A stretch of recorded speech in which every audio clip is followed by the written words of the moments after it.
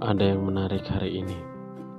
Yesaya, nabi yang diutus Allah kepada bangsa pilihannya untuk menggembalakan kembali bangsa pilihan itu kepada jalan yang benar, menyerukan dan mengingatkan kepada bangsa Israel bahwa maksud dan rencana Allah tak dapat diselami.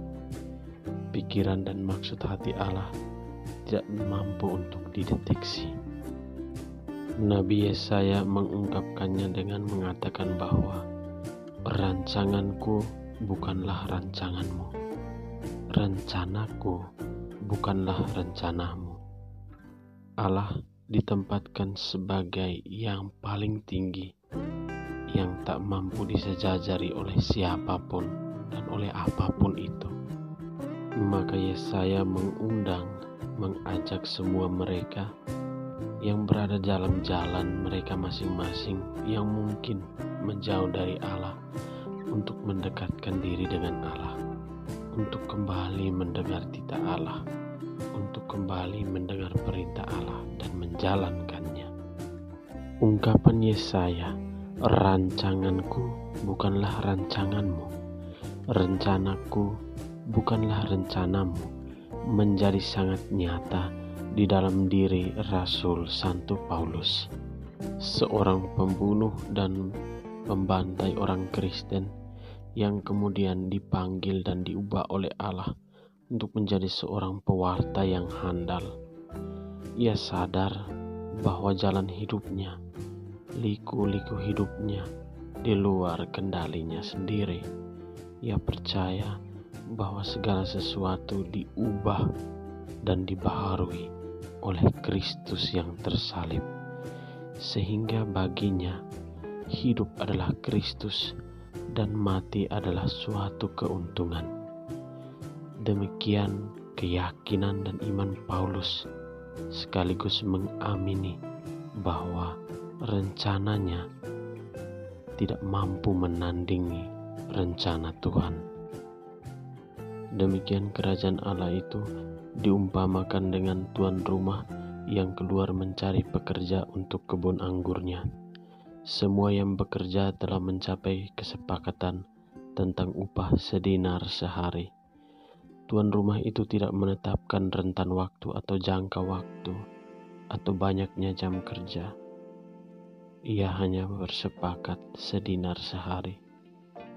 Ketika tiba waktu pembayaran upah, ia memberikan upah sesuai dengan kesepakatan, sedinar sehari untuk setiap orang, tanpa memperhitungkan banyaknya waktu. Kemudian bersungut-sungutlah mereka yang bekerja dengan rentan waktu lebih lama, mereka yang masuk bekerja dari pagi harinya dibandingkan mereka yang bekerja hanya 1 atau 2 jam karena mereka dipanggil sore hari. Demikian tuan rumah menjawab, bukankah kita telah mencapai sepakat sedinar sehari? Saudara-saudari terkasih, kerajaan Allah sesungguhnya adalah suatu hadiah, sebuah hadiah yang Allah berikan kepada kita karena belas kasihannya. Kita tidak bisa menakar bahwa apa yang kita buat adalah yang paling baik, dan oleh karena itu kita berhak untuk mendapat kerajaan Allah. Namun sesungguhnya kerajaan Allah itu adalah berkat, anugerah, cinta yang Allah berikan kepada setiap kita sesuai dengan belas kasihannya. Namun hal ini tidak berarti bahwa segala tindakan manusia tidak mendapat faedahnya di hadapan Allah.